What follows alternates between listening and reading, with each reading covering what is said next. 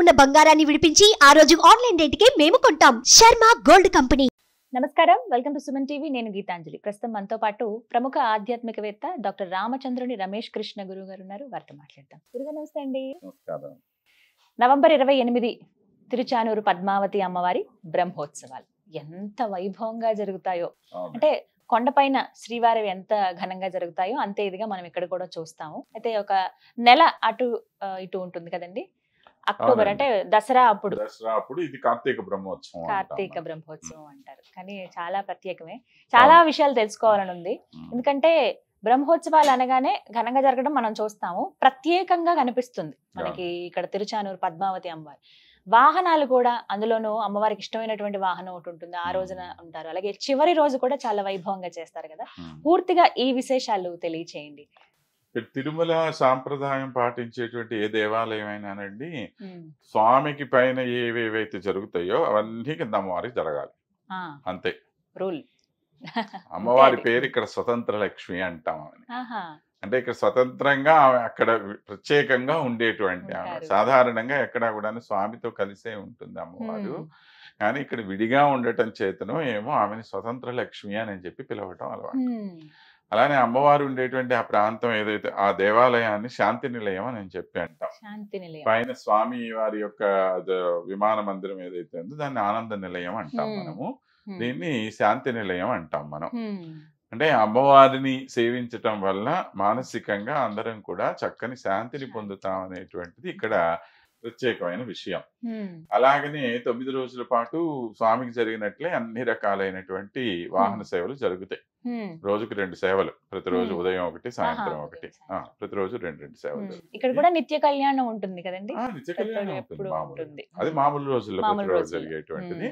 అలానే ఇక్కడ బ్రహ్మోత్సవాలు కూడా అలానే జరుగుతాయి అమ్మవారికి. అయితే ఇక్కడ ప్రత్యేకమైనటువంటిది వాహన సేవ అన్నారు కదా, అమ్మవారికి ఇష్టమైనటువంటిది అంటే గజవాహనం అమ్మవారికి బాగా ఇష్టమైనది. ఎందుకని? అంటే ఆమె ప్రాదుర్భవించినప్పుడు మొట్టమొదటగా ఈ గజములే వచ్చి అమ్మవారికి అభిషేకం చేసేయి అని చెప్పి మనకి అటు శ్రీ సూక్తంలోనూ అదే చెప్పారు. తర్వాత శంకరాచార్యుల వారు మన అదేమిటి కనకధారా స్తోత్రంలోనూ చెప్పారు. అలానే జగన్నాథరాయ పండితుల వారని చెప్పి వారు అమ్మవారిని గురించి రాసినటువంటి స్తోత్రాలు, వాటన్నిటిలో కూడాను ఇదే ప్రత్యేకత మనకి తెలియజేసినటువంటి విషయం అన్నమాట. అలానే పరాశర భట్టరు వారని చెప్పి ఆయన శ్రీగుణరత్న కోశం అని చెప్పి అమ్మవారి మీద రాసినటువంటి వాటన్నిటిలో కూడాను అమ్మవారు ఈ విధంగా గజరాజుల చేత అభిషిక్తం చేయబడింది అని చెప్పి చెప్పారు. అందుకని ఇది సాధారణమైన విషయం. అయితే ఇక్కడ ప్రత్యేకంగా తిరుచానూరులో ప్రత్యేకత ఏంటి అని అంటే, ఎందుకు అమ్మవారికి ప్రత్యేకంగా ఇష్టము అంటే, ఈమె అక్కడ పైన తిరుగుతూ ఉన్నప్పుడు అదే సమయంలో వెంకటేశ్వర స్వామి అట్లా వచ్చారనమాట. ఏది, ఆ తోటలోకి వస్తే ఆ తోటలో ఆయన ఒకవైపు తిరుగుతున్నాడు, ఈమె ఒకవైపు తిరుగుతున్నది. తిరుగుతూ ఉంటే ఆ సమయంలో ఒక ఏనుగు ఈమె వెనకాల పడింది. ఆ ఏనుగుకి భయపడి ఈమె పరుగు పరుగున వచ్చి వెంకటేశ్వర స్వామి యొక్క వక్షస్థలం మీద ఆలిందనమాట.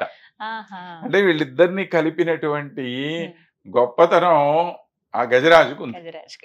ఇప్పుడు ఆ గజరాజు వల్లే కదా వీళ్ళిద్దరు కలిశారు మనకి. వాళ్ళిద్దరు కలవబట్టే కదా మనకి వాళ్ళ ఓ అమ్మ అయ్యా దొరికారు మనకి. కాబట్టి ఆ విధంగా గజరాజు అంటే చాలా ప్రీతి అమ్మవారికి.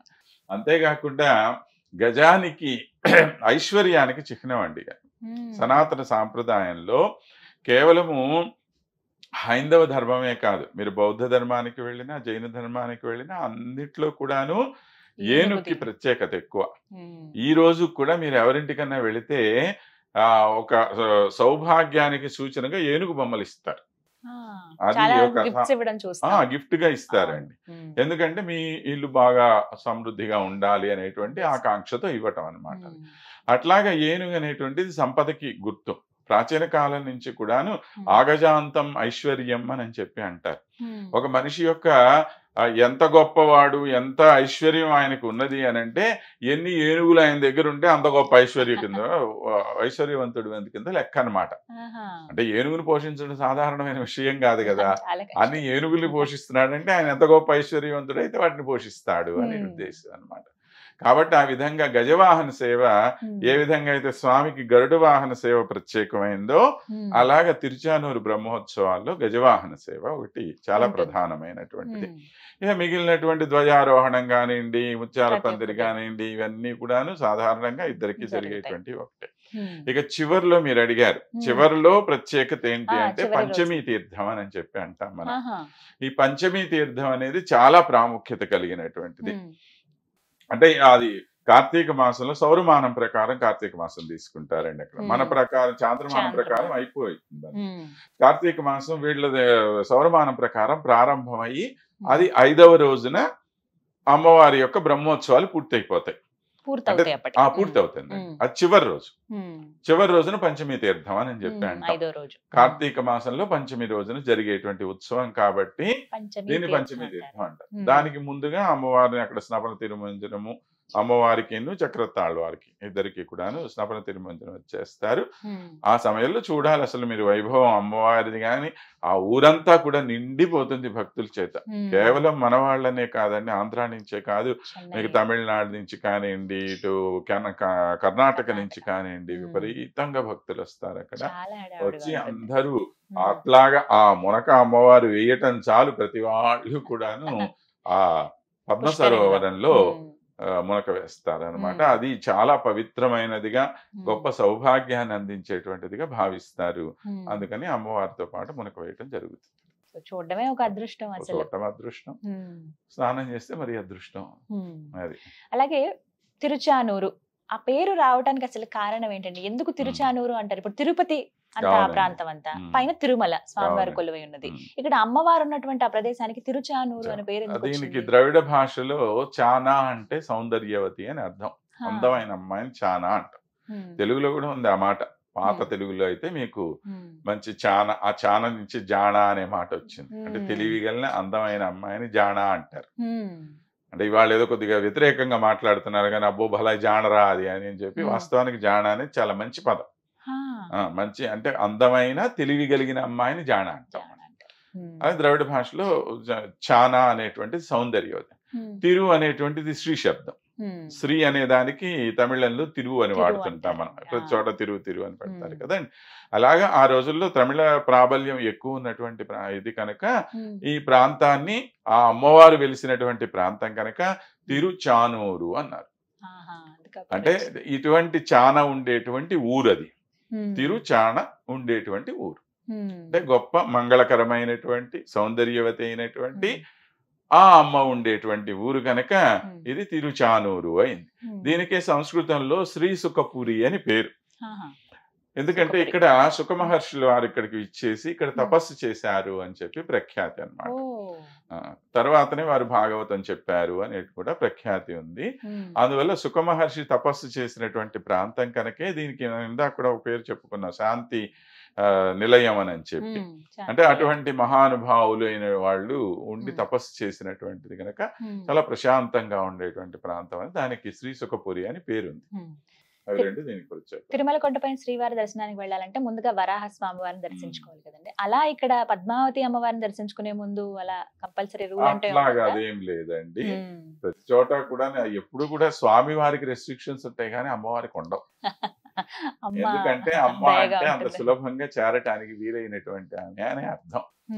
ఈమె ద్వారా ఆయన్ని చేరటమే గాని ఆమెను చేరటానికి మధ్యవర్తులు మనకు అవసరం లేదు.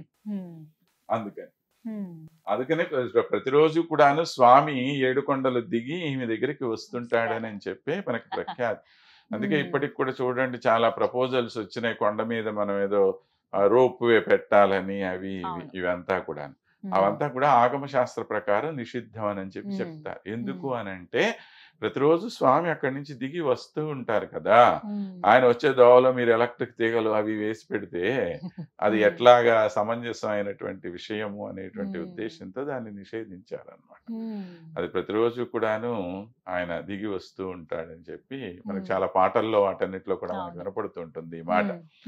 ఆయన వచ్చి కలుస్తూ ఉంటాడు అమ్మవారిని అని చెప్పి. కొంతమంది అంటారు పైకి కొండపైకి వెళ్ళాక లేకపోతే ముందైనా గానీ అమ్మవారిని దర్శించుకోవాలి. ముందు దర్శించుకోవాలా తర్వాత? ముందే. ఇక్కడనే కాదండి, ఎక్కడికి వెళ్ళినా కూడాను అది సాంప్రదాయం. అది సాంప్రదాయం ప్రకారం ఏమిటి అని అంటే, మనము ఎక్కడ స్వామి దగ్గరికి చేరేటప్పుడే ముందుగానే మనం ఆచార్యులని, ఆళ్వార్లని వీళ్ళందరినీ దర్శించుకొని అమ్మవారిని దర్శించుకొని తర్వాత స్వామివారిని దర్శించుకోవాలనేటువంటి సాంప్రదాయం. అందుకని ముందు అమ్మవారిని తప్పనిసరిగా దర్శించుకోవాలి. చాలా మంది ఏంటంటే హడావిడిగా తిరుమలలో ఉండేటువంటి ఇబ్బందుల రీత్యా కొంతమంది ముందు అటు వెళ్లి తర్వాత అమ్మవారి దగ్గరికి వస్తుంటారు, కొంతమంది చూడకుండానే వెళ్ళిపోతూ ఉంటారు. ఇవన్నీ సంపూర్ణం కావాలన్నమాట. యాత్ర సంపూర్ణం అవ్వాలంటే ఈ అమ్మ దగ్గర నుంచి ఆయన దగ్గరికి వెళ్ళాలి. ఇప్పుడు ఎప్పుడైనా ఆమె చెప్తేనే ఆయన పని చేస్తాడని చెప్పి మన పెద్దవాళ్ళందరూ చెప్పిన మాట. ముందుగానే ఆమె దగ్గర రికమెండేషన్ పెట్టుకుని తర్వాత పైకి వెళ్ళాలి స్వామి దగ్గర. భ్రూభంగా స్థిర ప్రమాణం స్థిరచర రచన తారతమ్యే మురారే అని పరాశర భట్టు వారు ఒక శ్లోకంలో అమ్మవారి గురించి చెప్తారు. ఇప్పుడు ఈ ప్రపంచంలో మనం చూస్తుంటాం కదా, మంచి చెడు, లేకపోతే కొంతమంది అందంగా ఉండటం, కొంతమంది తక్కువగా ఉండటము, ఈ తేడాలన్నీ ఎందుకు వచ్చినాయి అని అంటేట ఆయన సృష్టి చేస్తూ అమ్మవారి వైపు ఒకసారి చూస్తట, నేను చేసిన సృష్టి బాగుందా లేదా అని చెప్పి. అలా చూసినప్పుడు ఆమె బాగుంది అని అంటే ఒక్కసారి కనుబొమ్మ అలా ఎగరేస్తుందిట. ఇలా కనుబొమ్మ ఎగరేసినప్పుడు ఈయన సంతోషపడిపోయి చాలా అందంగా తయారు చేస్తాడట. అది ఒక్కొక్కసారి బాగాలేదనుకోండి, ఆమెకి ఆ కనుబొమ్మ ఒక్కసారి ఇట్లా కిందకి దించుతుందిట. ఆ కనుబొమ్మ ఇలా దించగానే అయ్యో మా పద్మావతికి నచ్చలేదే అనుకునేసి మామూలుగా చేసి వదిలేస్తాడట ఆయన. ఇలాగా అంటే అక్కడ ఆ భక్తుడైనటువంటి ఆయన భావన చూడండి ఎంత. యద్భ్రూభంగా ప్రమాణం స్థిరచర రచన తారతమ్యే మురారే అంటారు. నీ యొక్క ఆ కనుబొమ్మలు పైకి కిందకి కదిలినంత మాత్రాన ప్రపంచం అంతా మారిపోయిందమ్మా, లేకపోతే ప్రపంచం అంతా సమతులంగానే ఉండేది అని చెప్పి పరాశర భట్టు గారు చాలా చక్కగా అమ్మవారిని గురించి ఆయనకి శ్రీగుణరత్న కోశంలో వర్ణిస్తారు. ఇదంతా ఏదేమైనా కానీ ఎంత బాగుంటారు అమ్మవారు అయితే, అసలు జన్మధన్యం అయిపోయినట్టే ఒకసారి చూడగానే.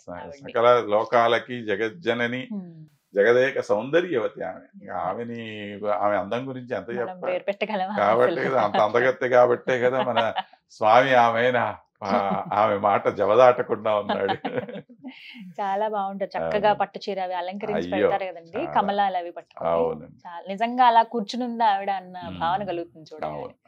మొత్తానికి సాక్షాత్తు లక్ష్మీదేవి ఇక్కడ ఈ విధంగా అవతరించిందని చెప్పి ఒకానొక సమయంలో ఆ భృగు మహర్షి ఎవరు గొప్పవాళ్ళు అని చెప్పి పరీక్ష చేయటానికి వస్తే అప్పుడు బ్రహ్మ దగ్గరికి వెళ్ళారని, ఆయన పట్టించుకోకుండా ఊరుకున్నాడని, అందువల్ల ఆయనకి ఏ పూజ జరగకుండా ఉంటుంది అని చెప్పి శపించి వచ్చేసాడని చెప్పి, అలానే శివుడి దగ్గరికి వెళ్తే శివుడు సరిగ్గా చూడకపోతే ఆయనకు సరైనటువంటి కేవలం లింగాకారంలో ఆయనకి పూజ జరుగుతుందని ఆయన్ని శపించాడని, ఇట్లాగా ఒక్కొక్కరిని అయిపోయిన తర్వాత చివరికి విష్ణుమూర్తి దగ్గరికి వస్తే ఆ విష్ణుమూర్తి అలా పడుకొని ఉంటే నన్ను చూసి కూడా నువ్వు నిద్ర లేకుండా పడుకోనున్నావా అని చెప్పి కాళ్ళనెత్తి ఆయన వక్షస్థలం మీద కొట్టాడని చెప్పి గబగబా విష్ణుమూర్తి లేచి ఆయన పాదాలు ఒత్తుతూ ఆ పాదాల్లో ఉండేటువంటి ఒక కన్ను లాంటిది అనమాట, ఆయనలో ఉండే అహంకారాన్ని చిదిమేశారని చెప్పి మనకి శాస్త్రంలో పురాణాల్లో తెలుస్తున్నటువంటి కథ. కానీ ఆ సందర్భంలోనే ఆ వక్షస్థలం మీద అమ్మవారు ఉంటారు కనుక ఎప్పుడూ కూడాను ఆమె నన్ను ఈ విధంగా కాలుతో కొట్టిన ఆయన కాళ్ళు నువ్వు ఒత్తటం ఏంటి అని చెప్పి ఆమె కోపగించుకొని ఆయన్ని వదిలేసి వెళ్ళిపోయిందని చెప్పి తర్వాత ఆమె కోసం తపస్సు చేస్తూ ఈయన తిరుమల క్షేత్రానికి రావటం జరిగింది అని చెప్పి ఇది విషయం అన్నమాట. అలాగ వచ్చినటువంటి ఆమె అక్కడ మన కొల్హాపూర్కి వెళ్ళి అక్కడ మహాలక్ష్మీదేవిగా అక్కడ వెలసిల్లింది అని చెప్పి తర్వాత కొల్హాపూర్ నుంచి అమ్మవారు పద్మ సరోవరానికి విచ్చేసి పద్మ సరోవరంలో మరలా ఆవిర్భవించింది అని ఇది మనకి పురాణాల్లో పద్మ పురాణాల్లో తెలుస్తున్నటువంటి కథ అన్నమాట. కాబట్టి దీని ప్రకారం అమ్మవారు ఈ విధంగా స్వామితో నిరంతరం కలిసి ఉండేటువంటి ఆమె. అంటే ఇన్ని రకాలుగా ఉంది కదండి, మరి ఎక్కడ కలిసి ఉంది అని అంటారేమో మీరు. దూరంగా ఎప్పుడూ ఆయన దగ్గర ఉంటుంది ఆమె. అదొక వ్యూహాలక్ష్మి అని చెప్పి, వ్యూహాలక్ష్మి రూపంలో వక్షస్థలంలో ఎప్పుడూ ఉంటుంది. ఇవన్నీ అంశాలు అన్నమాట. ఈ అంశాలుగా విడిగిపోయినట్లుగా మనకు కనపడుతుంది, కానీ ఎప్పుడూ కూడా వ్యూహాలక్ష్మి రూపంలో ఆయన మనసులోనే ఉంటుంది. అటువంటి అమ్మవారి దానికి బ్రహ్మోత్సవాలు అయితే చాలా ఘనంగా జరగబోతున్నాయి సార్. అవునండి. ధన్యవాదాలు గురుగారు. నమస్కారం.